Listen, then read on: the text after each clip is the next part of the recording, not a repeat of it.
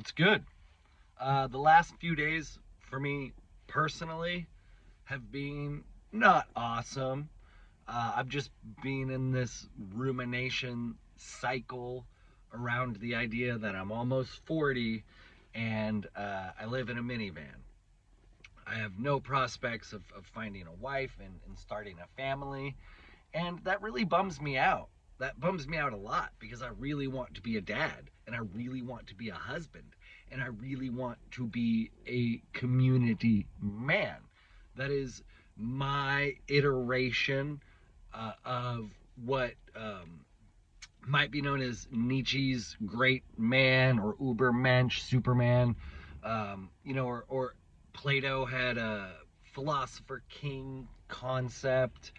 Various philosophers have had these interpretations of what the ideal man in society would look like and what he would do. And, I don't necessarily agree with all of them. Like Plato's philosopher king was pretty elitist, and Nietzsche's, Ubermensch also was pretty elitist. There's unfortunately within the philosophical tradition this tendency to trend towards elitism when depicting the superior or ideal man or woman, the superior human.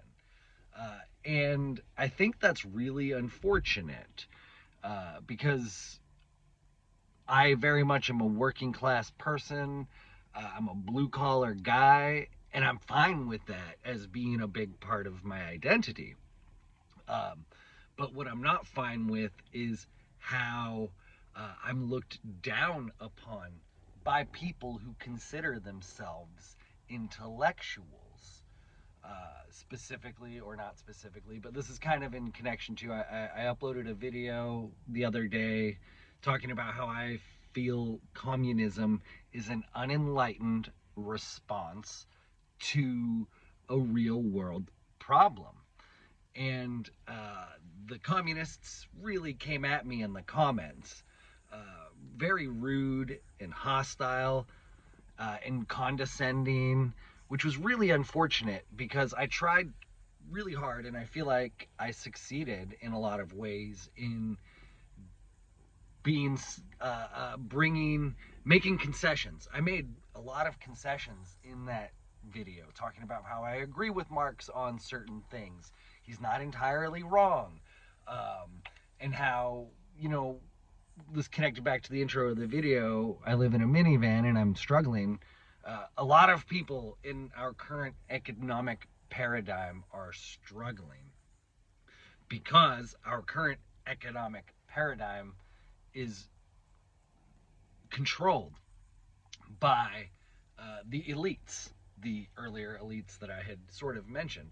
And so there is this tendency for elites to think they are better than the average citizen, and therefore it's justifiable for them to control how they exist and how they live and how they interact. Uh, and then this also uh, happens though in communism. It is very elitist. In if you look at the comments in my video, how everyone was saying I'm uneducated, I'm illiterate, or I haven't read enough, or just really attacking me, but not really attacking anything specifically I said. Just saying I'm uneducated. They were appealing to authority, the authority of the intellectuals of the past. So everywhere we look, it's elites trying to control how we live and how we exist. And it really sucks because if people could have actual civil conversation, we would be able to find so much more common ground. Right now, the elites that are controlling us are fucking everyone. Well, most everyone, the 99%. It's so very unfortunate that the working class has been so divided that we can't even have a conversation, a dialectical conversation which is the whole fucking point of dialectics. It's to go back and forth between the tension of the contradictions to create a greater synthesis. I have read a little bit, you Marxists. Just because I don't agree with you doesn't mean I have not read the literature. I have not read all of the literature because, I'm a blue collar guy. I don't have all the fucking time in the world. I'm not an intellectual that gets paid to sit on my fucking ass. Excuse my language. I'm sorry for getting worked up. Let me bring it back a little bit. Okay. So, let's get back on track. It's so very unfortunate that we are so divided because we have so much more in common than we realize. I don't love the big corporations that work in conjunction with the elitist governments to consolidate power and resources. I don't love that. I, in fact, hate it, just like you do. The difference is that I believe the problem exists within the structure of centralization, which is exactly what communism is. The more you try to centralize something, the worse the outcome is going to be. In my short yesterday, I uploaded, there's sort of the two different schools of anarchism that most people shoot off from. There's anarcho-communism, which is centrally planned existence, and then there's anarcho-capitalism, which is entirely decentrally planned or lack of planned existence, a decentralized existence. And I believe that decentralization is actually the key to unlocking human flourishing, human thriving, and human connection and collaboration. I do not believe that we are alienated by material conditions. I do read. I believe we are actually alienated by the elite class. They do it intentionally because it is easier to divide and destabilize us. And then, when we are divided and destabilized, they can consolidate power and resources or centralize power and resources. And we look at things like, we're going to agree on this. We're going to agree right here. BlackRock, Vanguard, State Street, these massive fucking hedge funds built within a financial system that is fake from the beginning, centrally banked fiat currency, fractional reserve, centrally banked fiat currency. If you look into our money and how fake it is, okay, let's get back on subject.